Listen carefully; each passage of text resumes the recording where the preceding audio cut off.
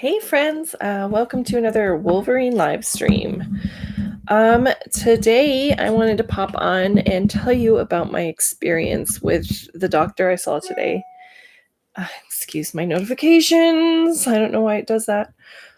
Um, so I don't know if I mentioned this yesterday in my live, but today I had an ortho appointment. So I went to meet with an orthopedic doctor, happens to be an orthopedic surgeon, and she specializes in complex cases. So the purpose of the visit was so that I could get some imaging done and just kind of look at my spine and my hips and all that. That's not what happened. What happened is I went in, they did x-rays of my hips because they decided that was the joint that I was there for. And x-rays, mind you, not MRIs. It doesn't show any kind of soft tissue damage or anything like that. I was referred to this doctor so that I could get imaging of my cervical spine, my thoracic, my whole spine, basically, my pelvis, my hips, my sacrum, and my knees, because these are my joints that are the most affected by EDS. So that's what the referral was for. I was supposed to get some imaging done and then have the doctor just kind of say whether or not these joints are arthritic, whether there's soft tissue damage, etc. So I got there. And first thing, they brought me back and they did some x-rays. So that looked really promising. I was like, okay, cool. They're going to start with my hips. No big deal. And then I got into the room there was a physician's assistant at first who came in and kind of asked me some questions about my EDS, about my joints, about what my hip was bothering me, and like that sort of thing. And then the doctor came in and she said, so you have EDS? And I was like, yeah.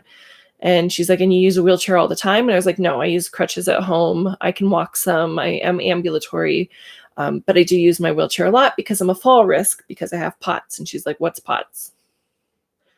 Postural orthostatic tachycardia syndrome. So basically, if I stand up too fast, or if I get too hot, or if my electrolytes are out of whack, I pass out. So I use a wheelchair. Additionally, because of my EDS, I'm not stable on my feet. My joints dislocate, and I am a fall risk in that category as well. So I use a wheelchair anytime I know I'm going to have to walk more than like 20 feet at a time. So the physician's assistant was cool with this. She's like, okay, cool. I will let the doctor know, and then she'll come in and speak to you about this. And so far I'm thinking, okay, cool. Maybe they're going to be able to help me after all. Trying to keep an open mind, trying to keep my mind clear of my past experiences with specialists and doctors. The doctor comes in and she is just kind of asking me what I'm here for, said, which hip is it that we're seeing you for? And I kind of explained to her, it's not just my hip, it's everything, but that's where we're starting. And she asked me about my hypermobility and didn't really seem to believe me that I have Ehlers-Danlos syndrome, which I've actually experienced this before because for some reason, some doctors are just complete assholes and assume that you're lying about everything and that you just want drugs or attention.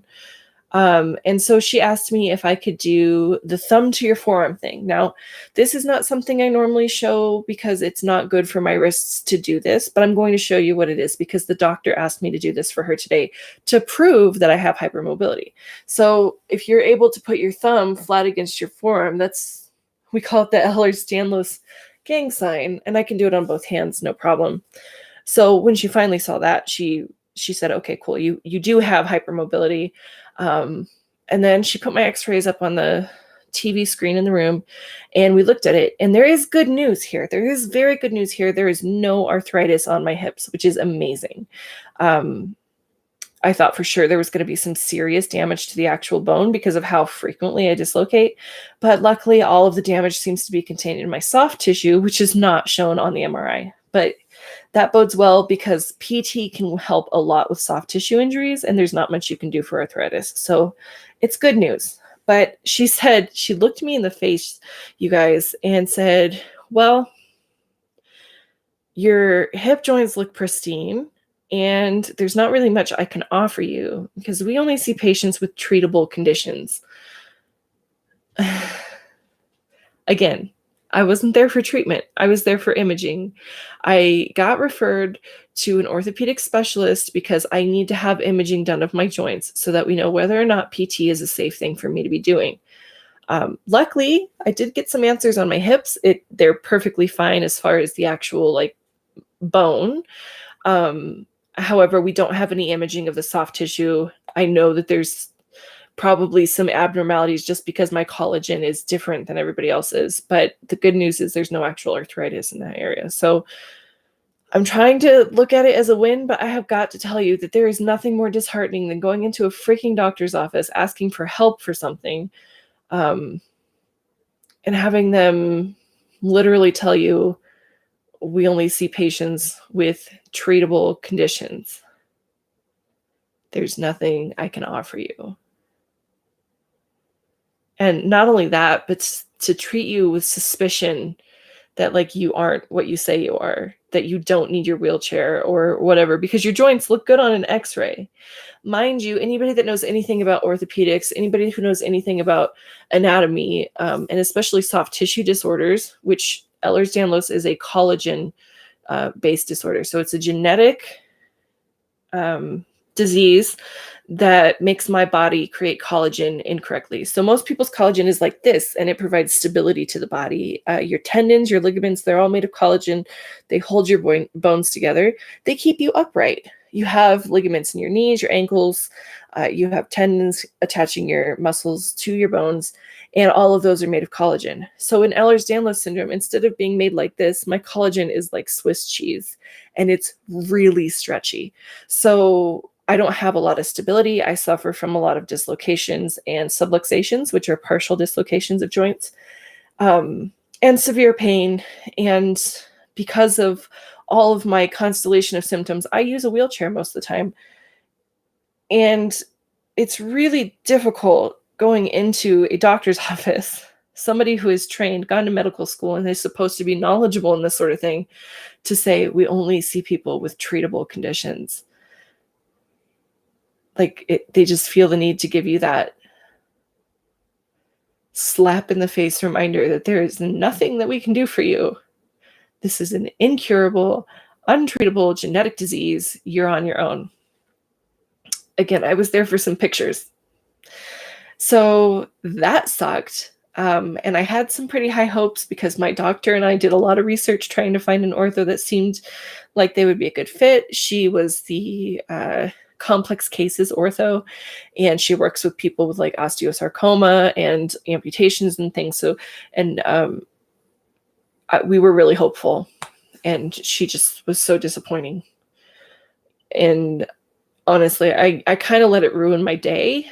I did eat some self-pity ice cream earlier. I'm just going to be raw and say it, that Ehlers-Danlos it's a terrible disease. It's a terrible disease. I hate everything about it. It's really unfortunate how often I go to a doctor and they haven't heard of it, or I have to explain it. But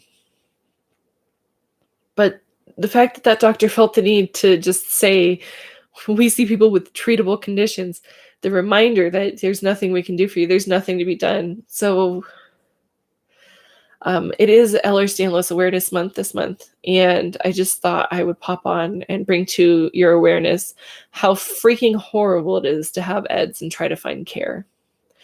The doctors that are EDS knowledgeable are usually amazing. They just are overwhelmed because there's so many zebras and there's so few doctors that actually understand this disease.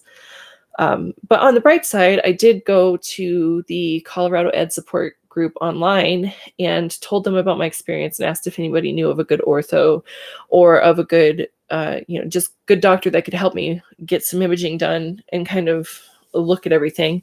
And I did get some recommendations for some different doctors. So I'm going to try and see these doctors. I also found out that there's some kind of biopsy they can do to actually look at your collagen. So that's something I definitely want to pursue. I'm going to talk to my doctor about it, because then you have physical proof of the disease, which is one of the hard things about EDS, is that all your tests usually come back normal. My x-rays looked great today. I'm not bleeding from the ears or anything. So a lot of times doctors just assume that you're after drugs. And that's really frustrating because, like, I already get drugs. I don't need your drugs. They don't work anyway. So yeah, Heads Awareness Month, be aware that doctors sometimes suck and they don't know everything. So if you're watching my channel, at a later point or even right now, and you're struggling with a chronic illness or chronic disease that is either undiagnosed or is diagnosed as untreatable, just remember that you always have the right to a second opinion, a third opinion, a fourth opinion, a 17th opinion, however many opinions you need to find to get the care that you need for your disease, to get your diagnosis. Just don't give up. I can't tell you how many doctors I had to go through to finally get a diagnosis of EDS. It's ridiculous. You would think I'd be used to it by now, but honestly, there are so many. I don't want to say stupid doctors, because they're not ignorant doctors that just don't understand this disease. And what was really bad about it is, like, she was trying so hard to be sympathetic, but she just was not. She just was not. Her bedside manner, she's a surgeon, so her bedside manner was not great. Hi, Jane. Thank you for popping on here with me. I was just talking about how awful my doctor's appointment was today. It did not go well. The doctor did do some x-rays, and the good news is there's no arthritis in either one of my hip joints, so that's fantastic. My tailbone was dislocated on the x-ray, so that was kind of fun. But there's no arthritis in those joints. So all of the damage that I'm feeling is soft tissue damage, which is okay, because that's usually something that can be helped with, compression and physical therapy. And there's a lot more options, because once you have arthritis, there's no curing arthritis, really. So I'm going to take it as a win that there's no arthritis in my hips. I saw the x-ray. They look beautiful. The bone itself is beautiful. So all the damage that I have is in the soft tissue. And now I'm in the process of trying to find a doctor that will at least take some imaging for me. And I did, like I said, I found out about a collagen biopsy, where I guess they can look at your collagen under the microscope and say, yeah, it's faulty. Which I'm sure mine would not look normal under a microscope. It'd be kind of interesting to see what that looks like. So I'm going to request that from my doctor as well. But that was the bad news for today. So I figured I would just pop on and just bring to everybody's awareness how much it sucks to be a zebra looking for a good doctor, because there are so few out there. But don't give up. Don't ever give up. Whatever disease it is that you're facing, whatever illness, whatever sickness that you are burdened with, don't ever give up on yourself. Advocate for yourself. Understand that doctors don't have all the answers, and surgeons are always, no offense to any surgeons that might ever watch my channel, but surgeons are almost always going to be the worst at bedside manner. They make a living cutting into people, so they're not really into like your feelings. As I did cry at this appointment, and the doctor did not care at all. She gave me a moment to get myself together, and then was like, okay, well, there's nothing I can do for you. So it was unfortunate. However, I also understand and appreciate the fact that this particular doctor normally works with people with very serious bone cancers. And so I think she just maybe doesn't know what to do with somebody that has a disease like this that's not treatable. And because the bone itself looked good, there's not really much that she can do. But she did give me the name of a rheumatologist here in Denver that is EDS knowledgeable. And so hopefully I can get in with that person. Every little bit of information, every step in the right direction that you take is worth it. Just never, ever give up on yourself or your health. I did cry in the car on the way home. I told my husband, I said, I don't know if I can do this anymore. I'm so sick of doctors. I'm so sick of tests. I'm so sick of everybody telling me it's all in my head. Like I feel like a crazy person. I feel insane. Because the tests always come back normal with EDS. Because I don't have an abnormality in the chemicals in my blood, and I don't have an abnormality in the actual joint. It's with the connective tissue that holds the joint together. Like there's so many things that are minute and undetectable with EDS, and it's good in some ways, because it means that there's a lot of things that aren't wrong with me, but in other ways it's really frustrating and upsetting, because there's just not there's no answers, there's no treatment, there's no cure. What you get as an EDS patient is management strategies, and if it gets bad enough, surgery. And Actually, if you guys don't, I mean, there's nobody here right now, it's just me, but whoever's watching this later, hopefully somebody watches it later. If you guys could keep my dear friend in your prayers, she is having surgery to repair her torn hip labrums tomorrow. Her name is Destiny. If you could just keep sending love and light her way. She's having surgery at 7:30 Mountain Standard Time tomorrow to repair the labrums in both of her hips. So if you could just, send some love and light her way, say a prayer, whatever it is you do. She's obviously very nervous about her surgery, but she is going in tomorrow morning. And yeah, I would just like to keep her in everybody's awareness. So that's all the crappy medical news that I have. In other news, I'm almost at the end of my first skein on this shawl that I'm making. So it's getting pretty big, you guys. Let me see here. Let me take my hook out. It is getting pretty big. It's almost there, I think. I love how lacy this is. Again, if you are not familiar, this pattern is the boho shawl by Expression Fiber Arts. And then I've modified it. I'm making it bigger than hers because she's itty bitty and I'm a giant German built woman. And then I'm adding beaded fringe to it. So that's the project that I'm working on currently. It's my souvenir shawl. Because we went to Mesa Verde National Park, I've decided whenever I travel from now on, what I'm going to do is make myself a crocheted item each place that I go. And if it's somewhere that there happens to be yarn, I might make it with yarn from that place. But I'm really loving this pattern, you guys. It is so simple. It's almost mindless. You can watch whatever you want while you're doing it because you don't really have to think about it except at the beginning of each row. And then you can make it as big as you want just by adding more and more rows. So when it's done, I will make sure and have my husband take some really pretty pictures of me wearing it. Yeah. Let's see, who's here? Who is here? Is that you, Jane, that's still here? Sorry, guys, for whatever reason, YouTube only lets me see the live chat if I only see the live chat. I can't see the video that I'm streaming or anything. So if I have boogers hanging out of my nose, I hope you guys will let me know because I can't see myself right now.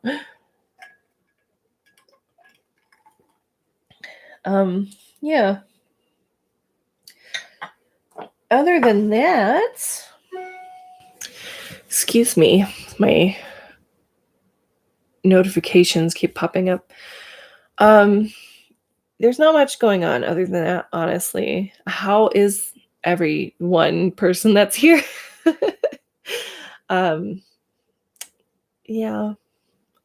I wanted to share my experience at the doctor's office because I think a lot of us experience this kind of, I don't want to say discrimination, but dismissal almost by doctors, especially those of us that have complex illnesses, and especially before you get a diagnosis. You just kind of get dismissed by doctors. And I want people to know that that's kind of normal and that it's okay. And that it's also okay to cry about it and to be upset about it and to kind of let it ruin your day. And then to gorge yourself on mint chocolate chip ice cream because you had a rough time. And then to get over it and move on, because doctors don't know everything, which was a huge revelation for me in the process of this illness. I really thought doctors knew everything. When you don't have a complex illness and you only have to go to the doctor once a year for a physical or because of an emergency, it just doesn't seem like as big of a deal to find a doctor because doctors know everything. But after a couple of years of dealing with this diagnosis and trying to find, I wouldn't even say good care, just acceptable care, I have discovered that doctors, in fact, do not know everything. But sometimes they like to pretend they do. So that's also, a lot of fun. In other news, I am going to be hanging out with one of my best friends for the first time since the pandemic started tomorrow. We are both vaccinated and we will be getting together for the first time in over a year, which is really exciting. And then on Thursday is the day I have been looking forward to since the pandemic began. I am going to see my grandma. I am going to hug my grandma for the first time in over a year. We did see her Christmas Day. We sang to her from her driveway. Me and the kids and my husband sang jingle bells to my grandma in her driveway. And we had a sign that said Merry Christmas. And there were tears. It was really beautiful. It was sweet. But tomorrow for the first time in over a year, we are going to see my grandma. We're going to have pizza and the kids are going to hang out and play with the dogs. And I can't tell you. I have been waiting for so long. My grandma is the person in my family. Like, she's the only one in my family really that I talk to on a regular basis. And she's kind of like a mom to me. She sort of raised me. I mean, I had kind of a complicated childhood situation, but my grandma is definitely the closest relative that I have. So it's been really hard for me. Sorry, I'm detangling yarn while I'm talking. It's been hard to be away from her for a full year. You know, this pandemic is I'm grateful that she's okay. You know, she didn't get corona or anything. Now she's vaccinated and she's protected and I'm protected. And now we can go see each other, which is wonderful. But being away from my grandma for the past year has probably been the hardest part of all this because I just miss her. I just miss her. And so I'm really, really excited to go and see her, and to take the kids to go and see her. I realize that being a 34-year-old woman who still has my grandma, I'm very blessed. I know how lucky that is, and I'm so grateful. She is my last living grandparent, so I definitely want to spend as much time with her as possible. And it's kind of cool because when I was growing up, she and I used to take day trips all the time. And we went to Mesa Verde National Park when I was younger. And my kids just got to experience the wonder of that. So it's kind of cool to have those memories with her and then to be able to come back from a trip to a place that we shared when I was a kid and just talk about how my kids liked it and all that. So I'm really excited about it. That's probably the biggest thing that I'm most excited about coming up in the next couple of days. And then let's see, what else do I have going on? I don't have any doctor's appointments coming up, although I did just schedule my son for his COVID vaccine, and him and my daughter both have physicals coming up like next week, I think. So more doctor's appointments, nothing really fun or exciting. But yeah, I do have I'm going to get ready to post the pre-sale listing on Etsy for my June box, which is really exciting. It's going to be Return to Love. It'll have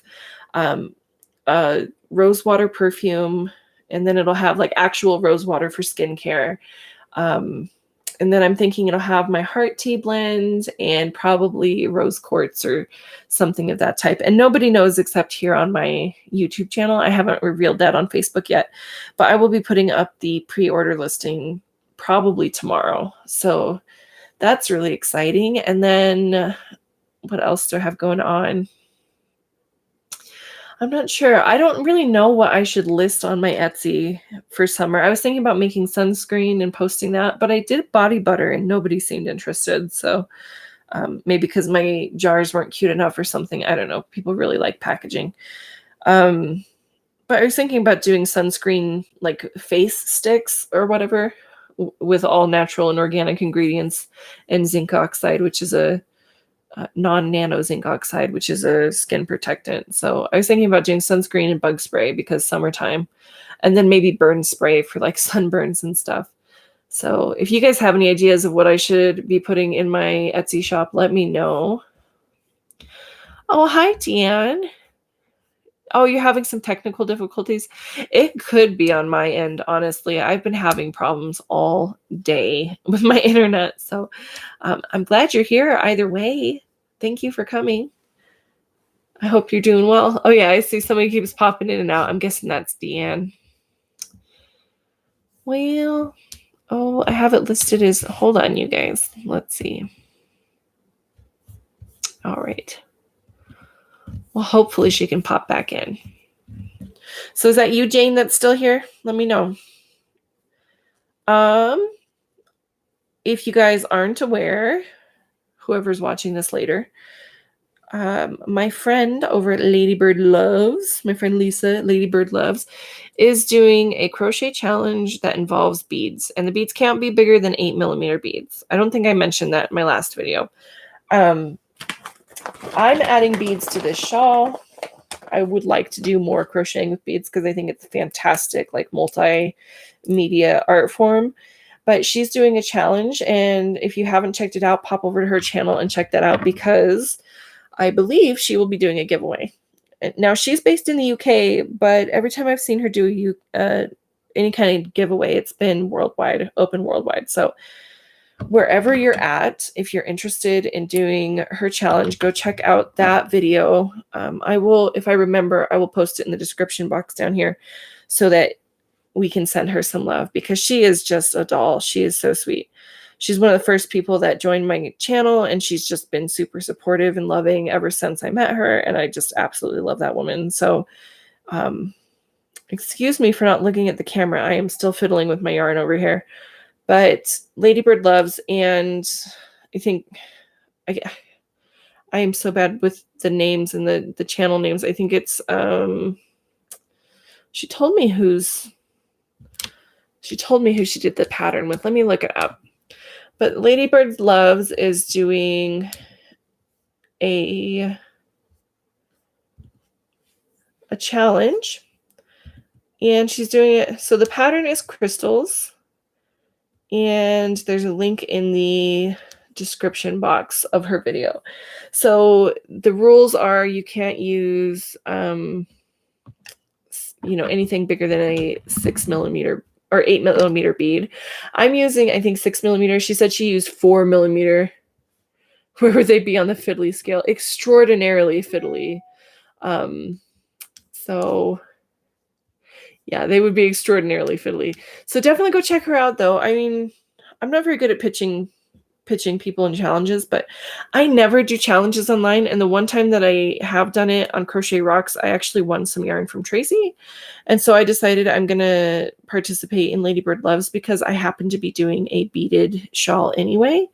And the timing seemed very serendipitous. And because I, like I said, really love Ladybird Loves. That is one of my favorite channels. She does a lot of live chats, and what I love about her is that, she's somebody who also suffers from a chronic illness, but she is so empathetic and like so loving. Like, you feel like her family. The very first time you join one of her lives, you feel like her family. So I would love to send, my little audience, I know it's pretty small, over her way and get her some love. She's not paying me to say this. She's not, if we're not affiliated, I just thought it was really cool and figured I'd share with you guys. And she's probably going to watch me later. So, she has me under surveillance. I have to say nice things. I'm just kidding. Although it's funny because I feel like Jane and Ladybird are probably the two that comment and like my videos the most. So my husband and I joke that I have a couple yarny stalkers, and I'm okay with it. It makes me feel loved. But yeah. She actually does usually comment on every single one of my videos, so it's super sweet. She makes the point to come over to my little channel and say hello, and then, she hypes everybody up, and it's really sweet how supportive she is of the YouTube community. And when I was first starting out, like, I know my channel is still tiny because I don't put in the work. She puts in a lot of work on her channel. I don't put in the work. I'm pretty lazy. But when I was first starting out, I was so discouraged because I only had like 10 subscribers. And she just said my name like a million times. And I got a couple people from her. And then my friend Tracy over at Crochet Rocks said my name a few times, and let me share my link in her live video chat and sent people my way. And so I think between the two of them, that's pretty much made up my channel. Maybe a few of my Facebook friends as well.